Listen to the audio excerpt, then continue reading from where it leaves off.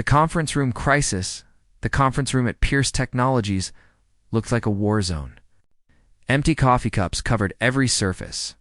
Crumpled papers littered the floor. A dozen half-eaten sandwiches sat forgotten on the mahogany table. At the center of it all stood a massive whiteboard covered in mathematical chaos. Grace Hamilton pushed her cleaning cart through the door, stopped short. She had seen messes before, but this was something else entirely. The equations on the board looked angry, like they were fighting each other for space. "What happened here?" she muttered, grabbing a trash bag. Grace had worked as a secretary at Pierce Technologies for 6 months. She kept her head down, did her job well, and never complained. At 26, she had learned that life was about making the best of what you had. A high school diploma and 2 years of community college were not much in the tech world. They were hers. As she cleaned, Grace kept glancing at the whiteboard. Something about those numbers bothered her. They reminded her of the puzzles she used to do with her father before he passed away. He always said the simplest path was usually the right one. Grace stepped closer to the board. Her eyes traced the lines of calculations. There were variables stacked on variables, functions twisted into knots. No wonder the scientists looked exhausted when they left. "Wait a second," Grace said aloud. She picked up a marker that had rolled under the table. Her hand moved before her brain could catch up. She erased one number, moved another, adjusted a single variable that seemed out of place. The equation suddenly made sense. "Oh," Grace breathed. "That is what you were supposed to do." She finished cleaning the room and left, not thinking much about the change she made. It was just numbers, after all. The discovery Nathan Pierce arrived at the office at 6 in the morning, as he did every day. At 33, he had built Pierce Technologies from nothing into a company worth millions. He did not sleep much. He did not relax. Work was his life, and he liked it that way. "Where is everyone?" Nathan asked Dr. Robert Hayes, his technical director. "Still sleeping, I assume," Robert said, adjusting his glasses. "We worked until midnight, trying to solve the processing equation. No luck. Show me what you have." They walked to the conference room. Nathan stopped in the doorway. The whiteboard looked different. "Who changed the equation?" Nathan asked, his voice sharp. Robert frowned. "No one should have. We all left together last night." Nathan walked closer. His eyes scanned the board quickly, then more slowly. His expression changed from anger to confusion to something that looked like shock. "This works," Nathan said quietly. "What?" "This equation works. Someone solved it." Robert pulled out his tablet and started entering numbers. His fingers moved fast across the screen. After 5 minutes, he looked up with wide eyes. "You're right. This is perfect. But who did this?" Nathan was already pulling up the security footage on his phone. He watched scientists leave. He watched the cleaning crew arrive. He watched Grace Hamilton enter the conference room with her cart. "Her," Nathan said, pointing at the screen. "The secretary?" Robert looked doubtful. "Nathan, she does not have any technical background." "I do not care about her background. I care about results." Nathan found Grace at her desk on the 3rd floor. She was typing an email, her dark hair pulled back in a simple ponytail. She wore a plain blue blouse and black pants.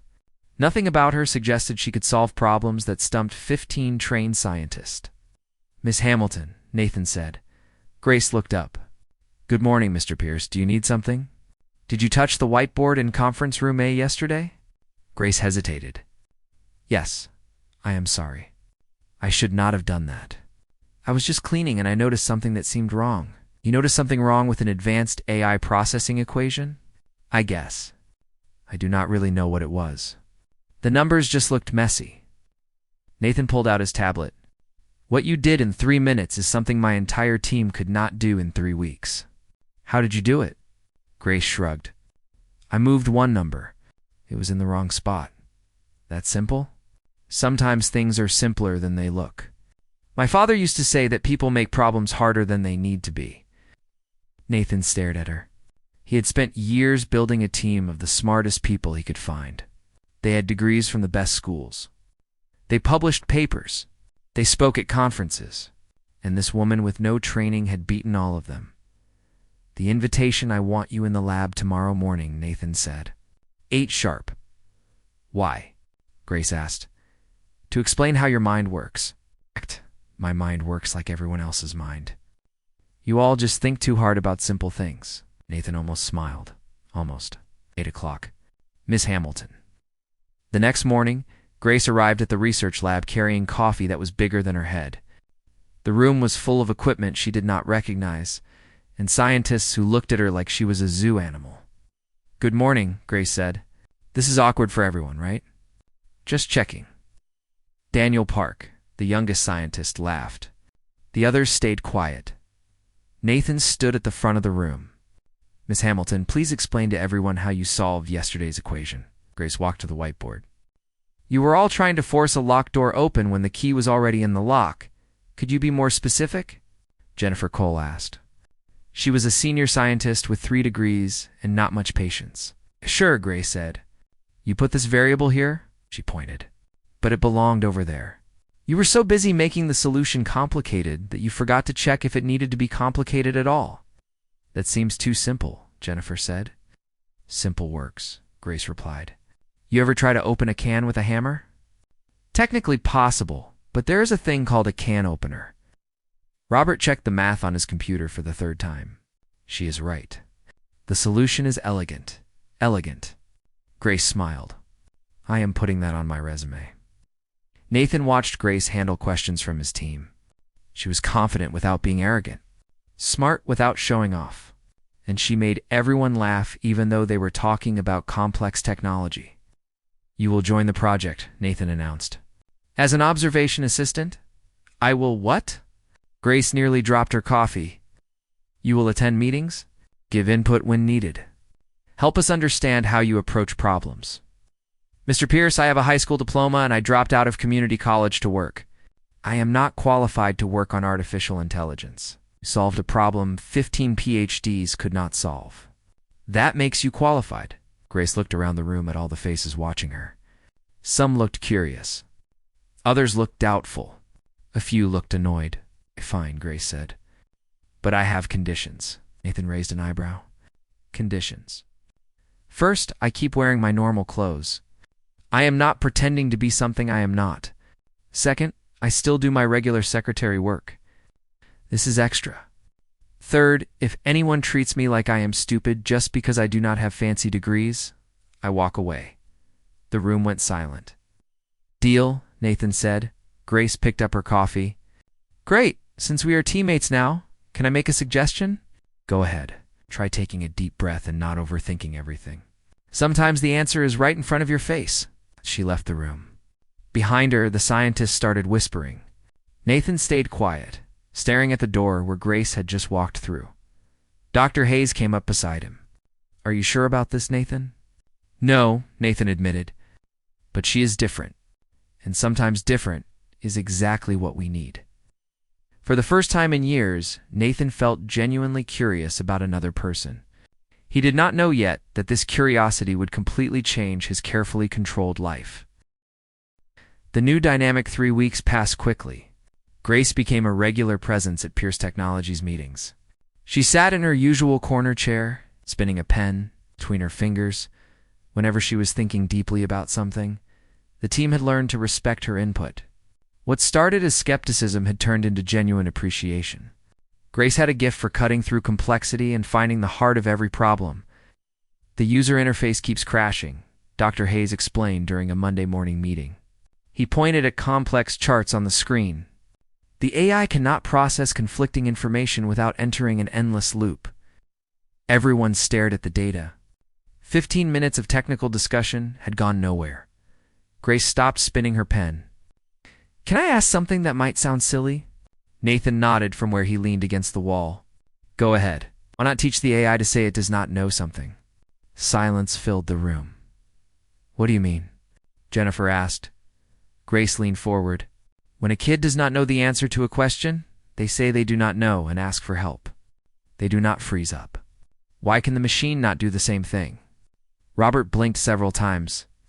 Are you suggesting we create an uncertainty acknowledgement protocol? I am suggesting you stop trying to make the machines smarter than humans. Let it be honest about what it cannot figure out. Daniel slapped the table. That is brilliant. Simple but brilliant. Grace smiled. Thanks. Can I go back to spinning my pen now? Soft laughter spread through the room. Nathan watched from his corner, trying to understand how Grace made everything seem so easy. How she could make serious scientists laugh during tense discussions. He also noticed other things. The way she bit her lower lip when she concentrated. How her eyes lit up when she had a new idea. How she never backed down when he challenged her opinions. Mr. Pierce. Robert brought him back to the present. What do you think of Grace's suggestion about the adaptive protocol? Nathan blinked. He had been staring at Grace instead of listening. Sorry, could you repeat that? Grace raised one eyebrow, clearly amused. I said, maybe we should test the new protocol in a controlled space before using it in the main system. But it looks like you were thinking about something more important. I was paying attention, Nathan said defensively. Sure you were. Can you repeat everything I said in the last 5 minutes? Nathan stared at her, annoyed with himself for getting distracted. Implement the protocol in the test environment, he said firmly. Next topic. Grace smiled and went back to spinning her pen. Obviously pleased she had caught him off guard. The formal dinner on Friday afternoon? Robert announced a team dinner at an upscale restaurant downtown. We are celebrating the project's progress, he explained. Everyone is invited. Dress code is formal. Grace looked down at her simple clothes. Formal? Or formal for someone on a secretary's salary? Formal, Jennifer replied with a smile. Perfect. I will show up in my pajamas then. The truth was that Grace felt worried. She did not own anything close to formal wear for a corporate dinner. She spent Saturday calling her younger sister Holly, who was studying law in another state. Borrow something from your roommate, Holly suggested. This is not the first time I have had to figure this out. Holly, I cannot show up looking like a law school intern. Why not? You are basically a tech intern now. Thanks for the encouragement. Grace finally borrowed a navy blue dress from her neighbor, a teacher named Angela. The dress was classy without being flashy. When Grace arrived at the restaurant Monday evening, she looked completely different. There was a moment of surprised silence. Grace. Daniel recognized her first. Wow, you look really different. Thank you. I will take that as a compliment. Nathan saw her walk in and felt something strange in his chest. It was not just the dress. It was how she carried herself with confidence, even though he could tell she felt out of place. The restaurant was elegant. Dark wood tables. Soft lighting. Candles everywhere. Grace looked around, impressed. This place is beautiful. How much does a salad cost here? As much as my electricity bill? Do not worry, Robert laughed. The company is paying. Oh, then I will have the lobster. The host approached their group with a professional smile. Good evening. Table for Harrison party? He paused when he saw Grace. Excuse me, ma'am. Are you joining this group or do you have your own reservation? I am with them, Grace said, pointing at the team. The host looked confused. I see. And what is your position at the company? Grace opened her mouth to answer, but Robert spoke first. Ms. Hamilton is our new consultant specializing in innovative solutions. Grace looked at him, surprised, but did not correct him. Excellent, the host smiled wider. Right this way, please. As they walked to the table, Grace whispered to Robert, specialized consultant. Really? I thought it sounded better than secretary who solves problems that doctors cannot solve. You're right. Much classier. During dinner, the confusion only grew. The waiters treated Grace with extra care, assuming she was an important executive. Other guests glanced at their table, clearly curious about the mysterious woman dining with the Pierce Technologies team. This is embarrassing, Grace murmured to Jennifer, who sat beside her. Why? You are doing great. I am pretending to be someone I am not. You are not pretending. You are just being yourself. Nathan sat across from Grace and could not stop watching her. There was something captivating about how she handled everything. She was completely honest about her discomfort, yet composed and funny. Grace, Nathan said suddenly. Yes. What do you think of the project so far? I think you all make things way too complicated, Grace said, cutting a piece of salmon. But you are getting better. Better how? In the past few weeks, you have spent less time arguing about impossible theories and more time testing practical solutions. That is progress. And what caused that change? Grace looked at him, sensing there was more behind his question. Maybe you finally realized the most complicated answer is not always the right one. Or maybe we just got a fresh perspective on the team, that too. The rest of dinner went smoothly. But as they were leaving, a well-dressed woman approached the table. "Excuse me," she said to Grace. "Are you the new innovation director at Pierce Technologies?" Grace almost choked on her water. "No," she glanced at Nathan, who looked amused. "I work there, but I am not a director. Too bad. I heard they hired a brilliant young woman to shake things up. I thought that was you." After the woman left, Grace turned to the group. "See, this is why I should not wear borrowed clothes. People start thinking I am someone important." "Who says you are not important?" Nathan asked, his voice more serious than usual. Grace looked at him, surprised by his tone. For a moment, something hung in the air between them that nobody else seemed to notice. She finally said, "If I am important, I hope it comes with a raise." The moment dissolved into laughter. But Nathan kept looking at Grace as they left, wondering when this sharp-witted secretary had started taking up so much space in his thoughts. The elevator incident, the following Thursday. Grace was leaving the lab at 7 in the evening, carrying a stack of reports. Nathan stepped into the elevator at the same time. The building was almost empty. "Working late again?" Nathan asked, pressing the ground floor button. "Someone has to organize the mess you scientists make," Grace replied, adjusting the papers in her arms. "Apparently, geniuses do not know how to file documents properly. You could have asked someone on the team to do it." "I could have, but then I would miss the chance to complain about it." Nathan almost smiled. Almost the elevator started going down normally. Then, on the 10th floor, it suddenly jerked and stopped completely. The lights flickered twice and went out, leaving only dim emergency lighting. "This cannot be happening," Grace muttered. Looking at the control panel, Nathan pressed the emergency button several times. Nothing. He tried the intercom. Complete silence. "Perfect," he said, pulling out his phone. No signal. Grace checked her phone, too. No signal here either. Great. I am stuck in an elevator with the friendliest man in Boston. I am not unfriendly. Of course not. You are the picture of warmth and joy. Nathan looked at her. Your sarcasm is not helping. And your personality is not either. They sat in silence for a few minutes. Grace finally sat on the floor, leaning her back against the wall. Well, at least I have company, she said. Could be worse. I could be stuck with someone who never stops talking. You never stop talking, touché. Nathan stayed standing, clearly uncomfortable with losing control of the situation. He was not the kind of person who dealt well with surprises. Are you going to stand there for the next 2 hours? Grace asked. Why 2 hours? I am being optimistic. Could be all night. It cannot happen.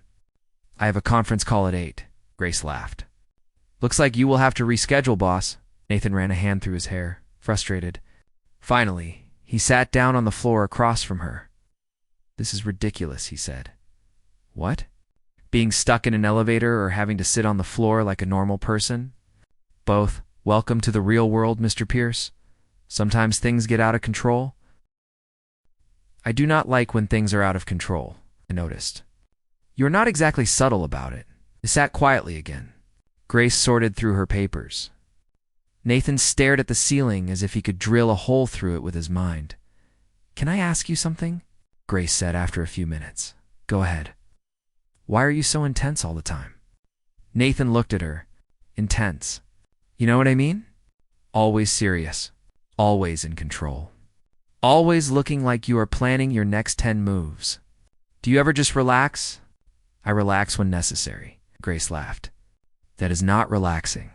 That is scheduling relaxation time. What is wrong with that? The problem is, you live like you are constantly being judged, like you have to prove something all the time. Nathan stayed quiet. Something about her words hit close to home. Maybe because I am constantly being judged, he finally said. Everyone. The company, the investors, the employees, and yourself. Nathan looked at her. It was a simple question, but it made him deeply uncomfortable. Especially myself, he admitted. Why? Because that is how I was raised. My father made it clear that success was not optional. It was mandatory. Grace tilted her head. What do you mean? Nathan sighed. He was not used to talking about his personal life, especially with employees. But something about being trapped in a dark elevator made him let his guard down. My father built a financial empire from nothing. When I was young, he always told me I had to be better than him, smarter, more successful, more focused. Feelings were distractions. Relationships were unnecessary risks. What a cheerful life philosophy, Grace said. Look where I am today, stuck in a broken elevator talking to your secretary. Nathan almost smiled. Not exactly how I imagined my Thursday evening. And how did you imagine it? Working. Always working. Grace shook her head. That is sad, you know. What is?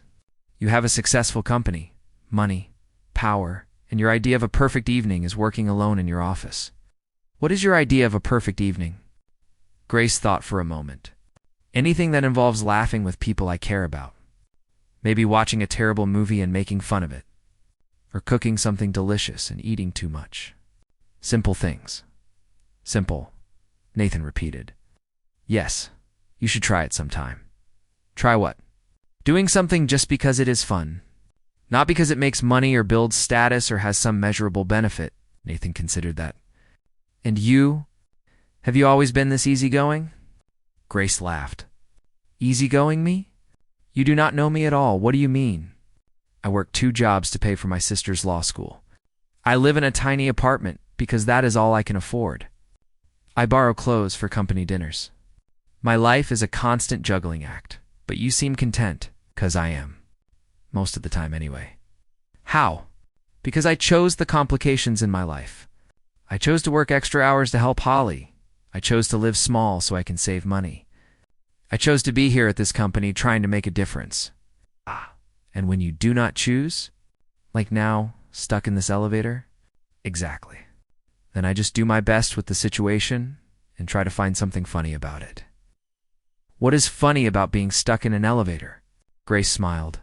Well, it is the first real conversation we have had since I started working here. All it took was a power failure for you to remember I am a human being. Nathan looked at her, really looked at her for the first time. She was sitting on the floor of a broken elevator with messy hair and an ironic smile. And somehow she looked completely at ease. You are not afraid of anything, are you? Nathan asked. I am afraid of plenty of things. I am afraid I will not be able to help Holly achieve her dream. I am afraid of spending my whole life being underestimated. I am afraid of waking up one day and realizing I wasted too much time being practical and forgot to actually live. But you do not show it. Because showing fear never helped anyone. It is better to laugh at tough situations than cry over them. Nathan felt something strange happening in his chest. Like something frozen inside him was starting to melt. You are unexpected, he said quietly. Thank you. I will take that as a compliment. It was meant as one. They looked at each other for a moment that seemed to last longer than it should. There was something in the air between them. A different kind of tension than their usual banter. Nathan leaned in slightly. Grace did not look away. Grace, he began, his voice lower than usual. Yes?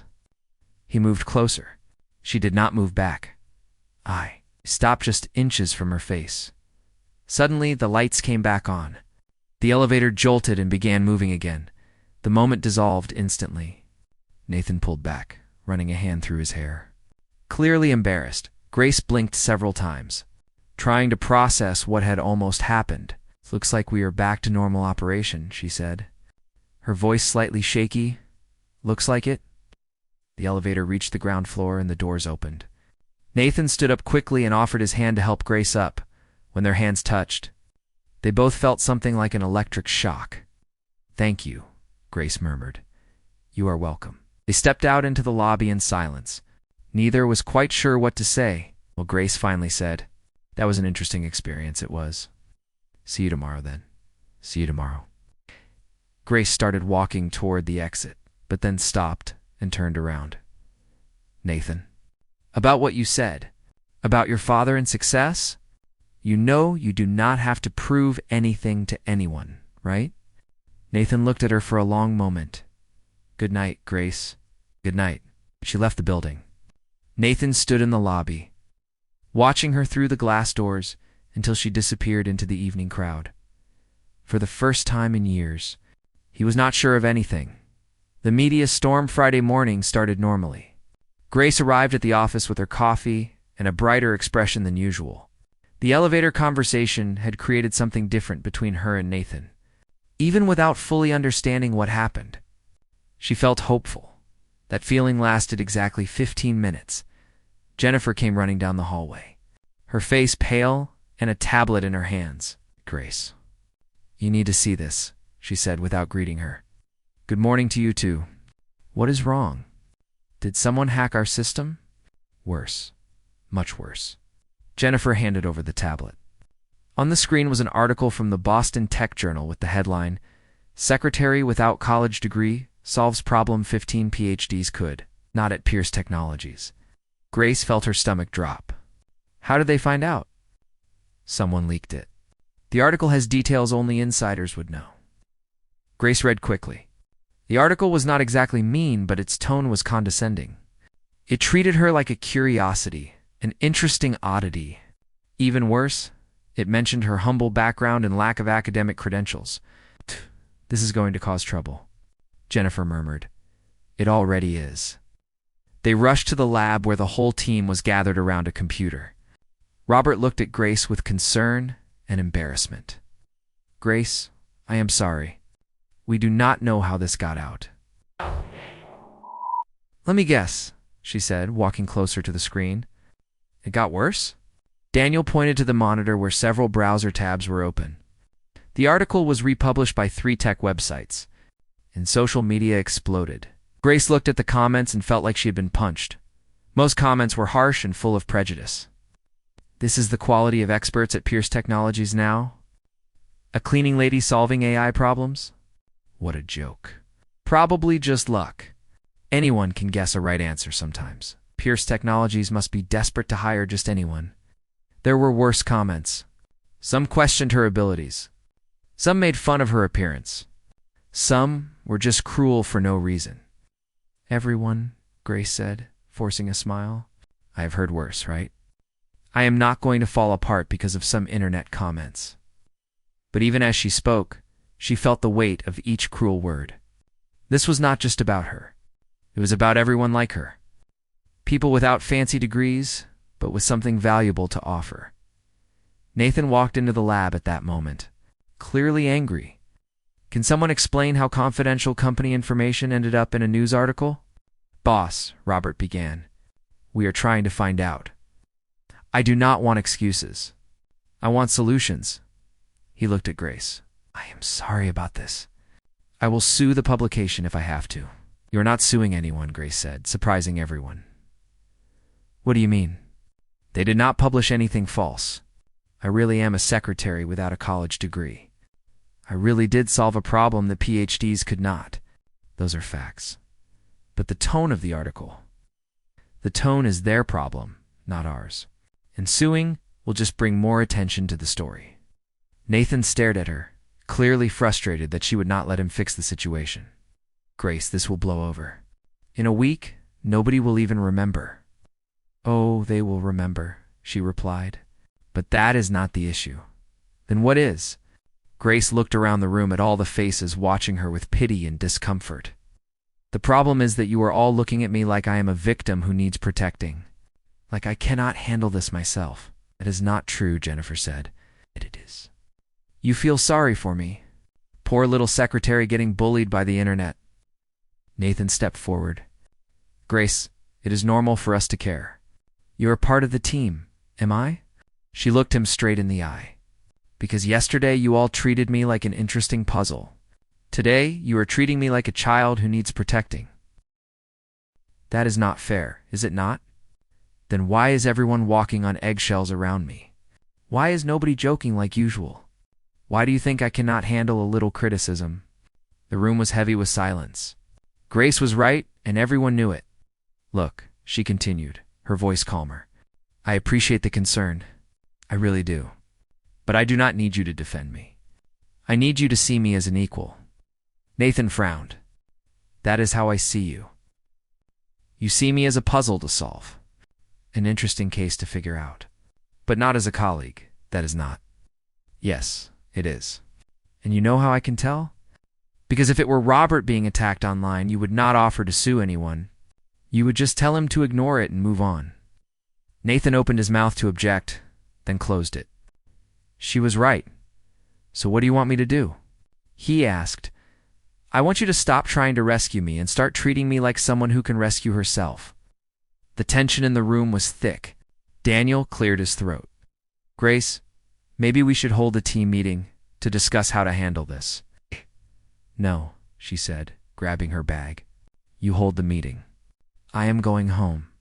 But we have the presentation on Monday, Robert said, alarmed. You will have to do it without me. Nathan stepped forward.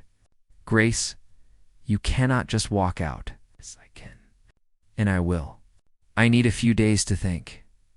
Think about what? About whether it is worth continuing to be treated like a circus act instead of a professional. Nobody is treating you like that. Grace let out a laugh with no humor in it. Nathan, this morning 3 people stopped me in the hallway to ask if I was okay after the article. Like I am some fragile thing that might break. Last night in the elevator, you spoke to me like I was a person. Today, you are treating me like some noble cause. That is not what I... Yes, it is. And I am tired of it. Grace walked toward the door, but stopped before leaving. You know what is funny? The comments online did not hurt as much as how you were all reacting. At least the internet trolls are honest about not taking me seriously. With that, she walked out, leaving behind an uncomfortable silence. Nathan stood still, trying to process what just happened. Then he ran after her. Grace? Wait. She was in the elevator, pressing the close button repeatedly. Grace, what do you want? You are right about everything. The elevator door started to close. I know I am, she said. That is why I am leaving. Nathan put his hand in the door to stop it. For how long? I do not know. Maybe for good? You cannot. I can, and I will. She gently removed his hand from the door and pressed the button again. Grace, we need you. You need my ideas, not me. Those are 2 different things. They are not. Yes, they are. And until you understand the difference, it is better I stay away. The doors closed, leaving Nathan alone in the hallway. In the days that followed, Grace's absence was felt by the entire team. Meetings were tense. Solutions were less creative. There was a general feeling that something important was missing.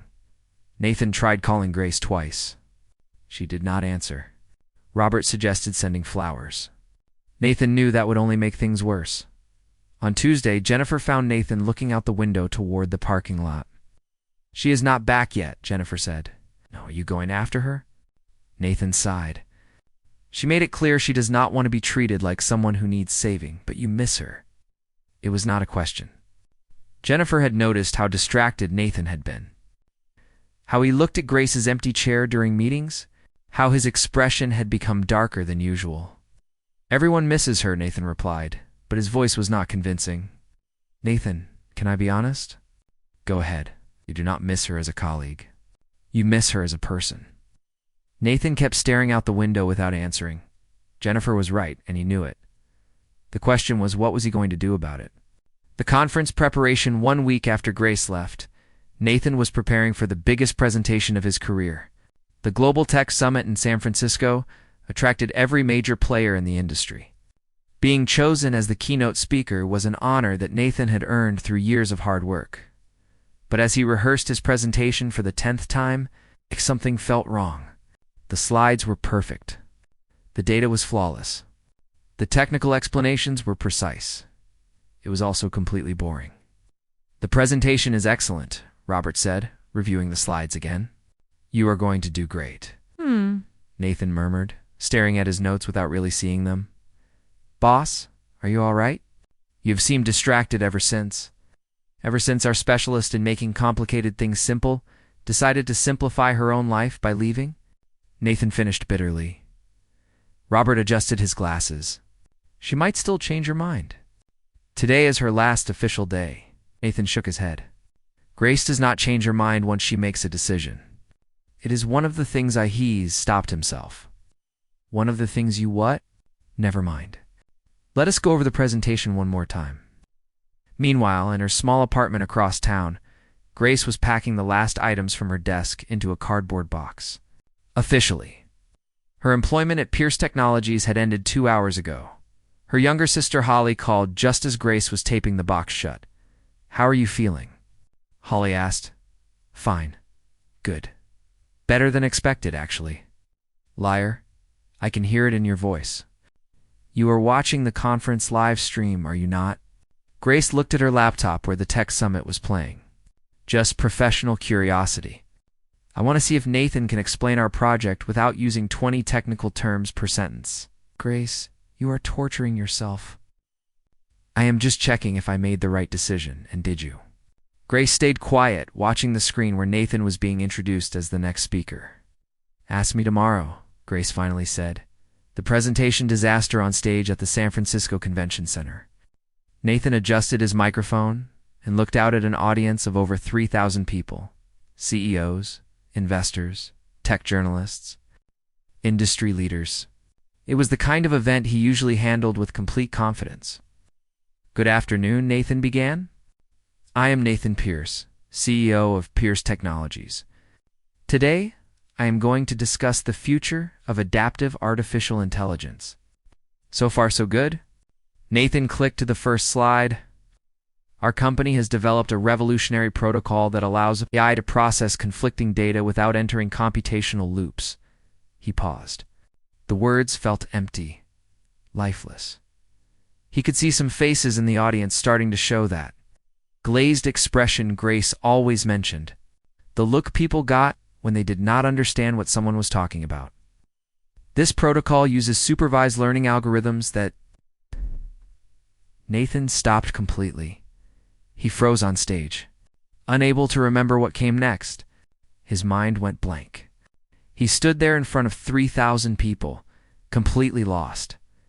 Back in her apartment, Grace sat up straight on her couch. "Oh no," she said aloud. He froze. Who froze? Holly asked on the phone.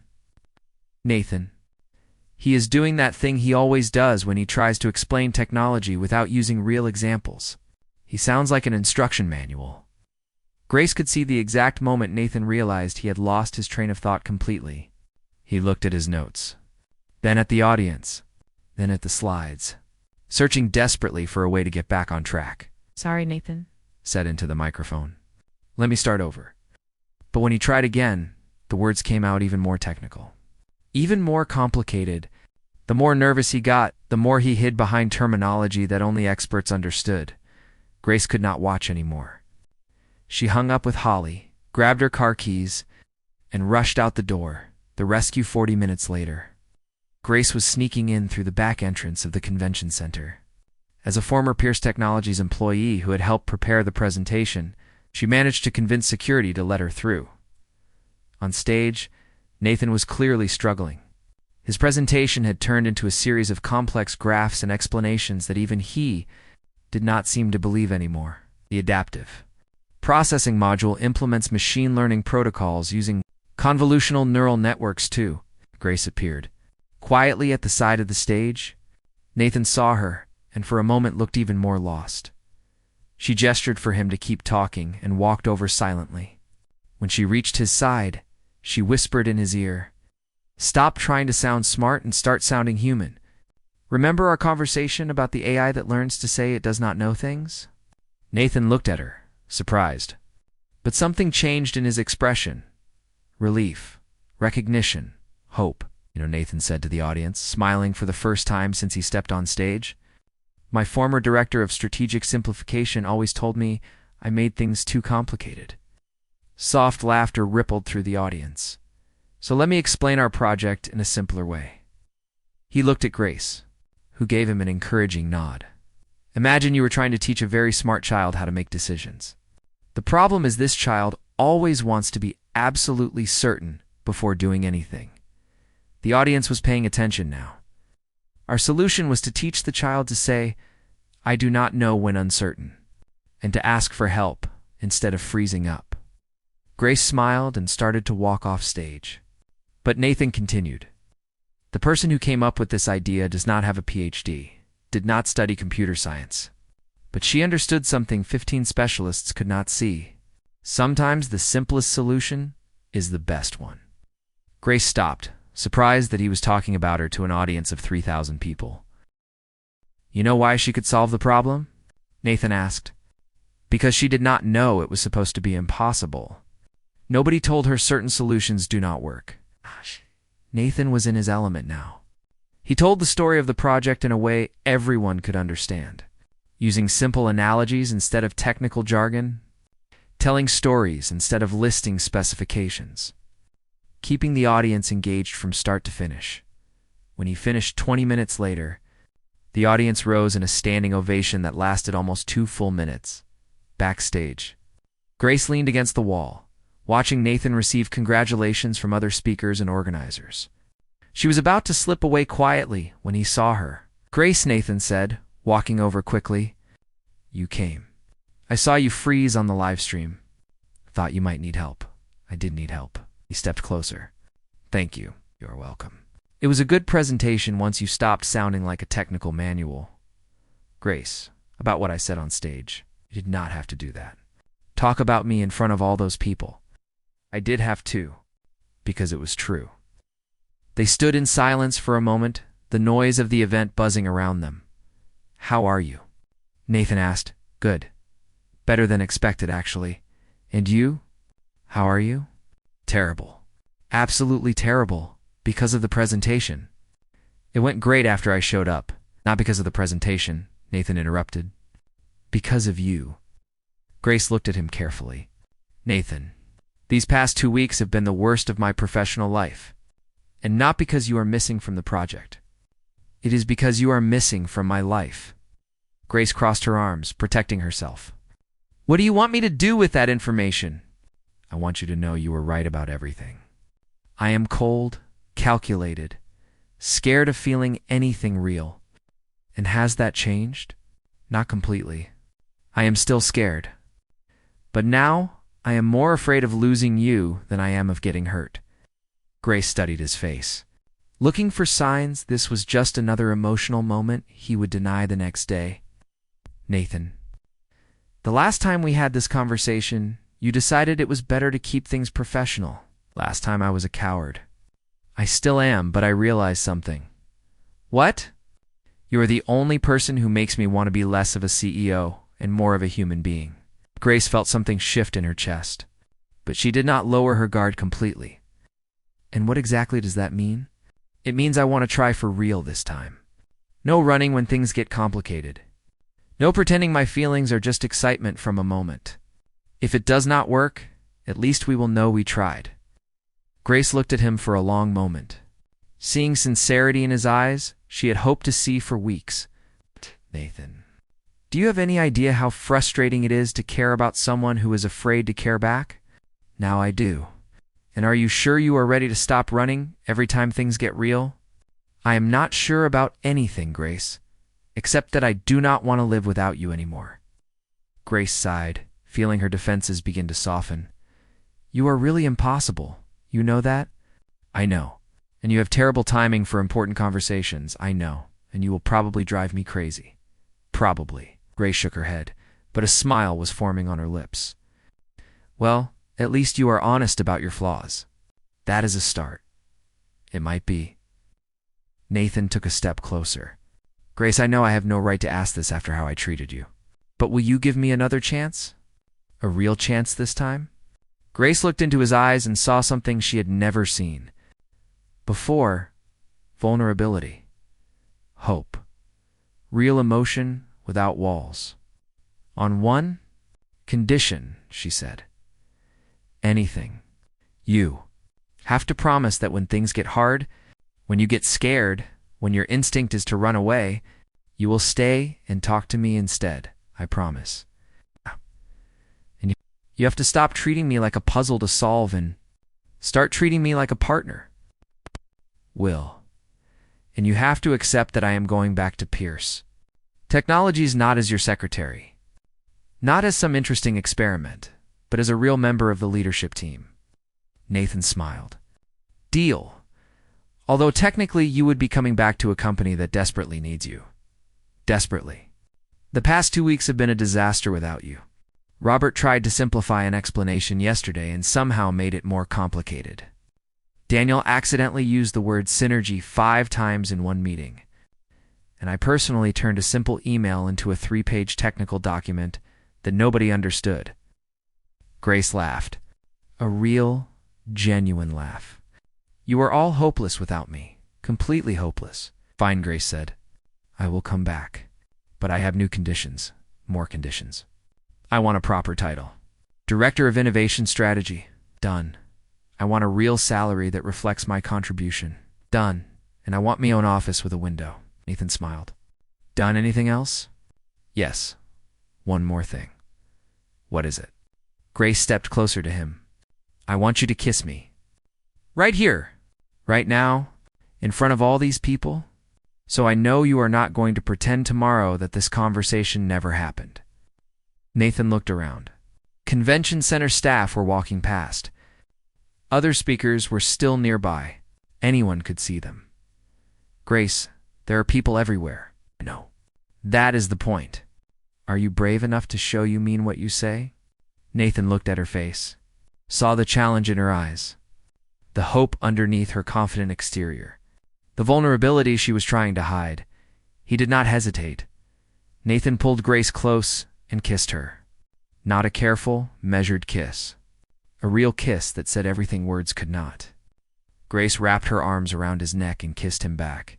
Feeling weeks of tension and worry melt away, when they finally pulled apart, both breathing a little faster, Grace smiled. Okay. That was convincing. Very convincing. Nathan asked. Extremely convincing. Good. Because I plan to keep convincing you every single day. That sounds like a solid plan, Mr. Pierce. Call me Nathan. We are partners now, remember? Partners, Grace repeated, liking how that sounded. 2 months later, Grace sat in her new office at Pierce Technologies, looking out her window at the Boston skyline. Her desk held a nameplate that read Grace Hamilton, Director of Innovation Strategy. The walls displayed 2 framed articles, one about the AI breakthrough Pierce Technologies had achieved, another about unconventional paths to success in the tech industry. Her phone buzzed. A text from Nathan. A meeting in 5 minutes. Conference room A. Bring your magic marker. Grace smiled and grabbed the marker she always kept in her pocket. Some things never changed in the conference room. The whole team was gathered around another whiteboard covered in complicated equations. Grace walked in and immediately saw the problem. Morning, everyone, she said cheerfully. Let me guess. You have been staring at this for 2 hours and getting nowhere. 3 hours? Daniel admitted sheepishly. And nobody thought to call me earlier because we wanted to solve it ourselves, Jennifer said. Prove we learned something from you. Grace walked to the board and studied it for 30 seconds. You were overthinking again. This variable needs to move here. This function should be simplified. And this entire section is unnecessary. She made 3 quick changes. The equation suddenly made sense. How do you do that? Robert asked, shaking his head in amazement. I keep telling you, you all make things too complicated. Sometimes the answer is simpler than you think. Nathan was leaning against the wall, watching her with obvious affection. Grace caught his eye and winked. After the meeting, as everyone filed out, Nathan stayed behind. No, he said, walking over to Grace. I used to run this company just fine before you showed up. Just fine? Grace raised an eyebrow. You were a robot in an expensive suit, making everything more complicated than it needed to be. And now? Now, you are a robot in an expensive suit who occasionally remembers he is human. Nathan laughed and pulled her close. Only occasionally? You are getting better. I will give you that. I have a good teacher. The best teacher, Grace corrected. The best teacher, Nathan agreed. He kissed her softly. Grace melted into the kiss, still amazed that this was her life now. Dating her boss, leading innovation at a major tech company, proving every day that success had nothing to do with degrees and everything to do with perspective, Nathan said when they pulled apart. What are you thinking about? Just how strange life is. 6 months ago, I was cleaning this conference room. Now I am running meetings in it. We're never just cleaning the room. Grace, you are always seeing what nobody else could see. That is very poetic for a tech CEO. I learned from the best. Grace's phone buzzed. A text from Holly. Big news! I passed the bar exam. Grace showed Nathan the message, her face lighting up with joy. That is amazing, Nathan said. We should celebrate dinner tonight. Somewhere fancy where I do not have to borrow a dress? Anywhere you want. Actually, I know the perfect place. That little Italian restaurant near my apartment. The one where a salad does not cost more than my electricity bill. Nathan smiled. That sounds perfect. Really? You are not going to suggest some 5-star restaurant? Grace, I learned something important from you. What is that? The best moments are not always the most expensive or impressive ones. They are the ones where you are just yourself with people you care about. Grace felt her heart swell. Look at you, being all wise and human. Told you. Good teacher. They walked out of the conference room hand in hand. As they passed by the lab, Jennifer called out, Grace, can you look at something for a second?